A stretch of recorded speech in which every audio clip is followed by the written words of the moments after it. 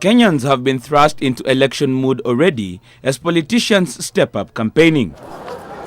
With voter listing drive out of the way and the IEBC having posted their results, the political class is now opening a new battlefront.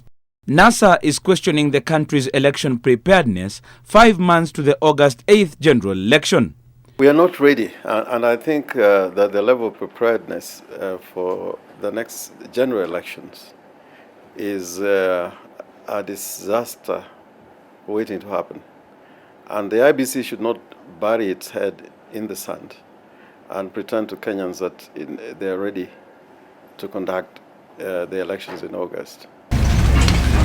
But in a press conference this afternoon, the electoral body IEBC reiterated its stand on being within the timelines of conducting a free and fair election in August.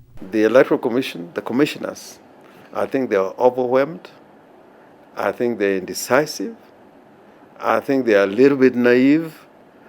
And they have totally surrendered their powers to the Secretariat of the Commission. They are not in control. They live by the day. And I don't think they are going to get themselves into a position where they can be properly in command to direct the elections for 2017.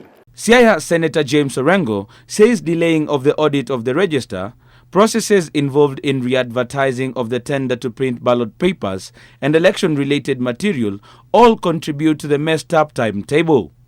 However, IEBC says they are on course to make sure that the process is restarted and finished on time for Kenyans to go to the polls on August 8th.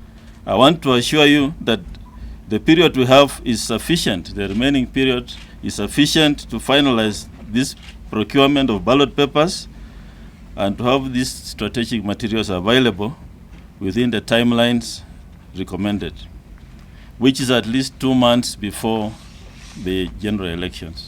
NASA is buying none of that. In terms of preparedness, I think we're in a far worse position than we were in 2013 and 2007.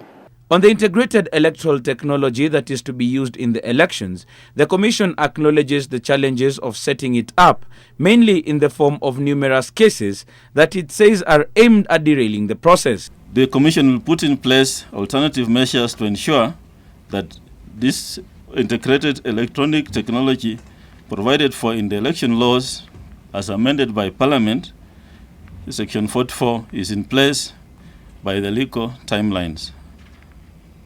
And that on 10th of May, we shall have a system which will provide for verification of the register. Orengo, however, says the Commission can jump such hurdles on its way to a free and fair election by calling for a consultative meeting between the election stakeholders as soon as possible to iron out the sticky problems. He accused the IEBC of meeting political players in isolation, thus continuing to create suspicion. If the Commission is prepared to tell the truth as it is, then I think there are legal mechanisms, even within the current constitutional and legal dispensation, to address some of the problems so that we can expedite some of the processes that may delay the elections. Kennedy Mureithi, NTV.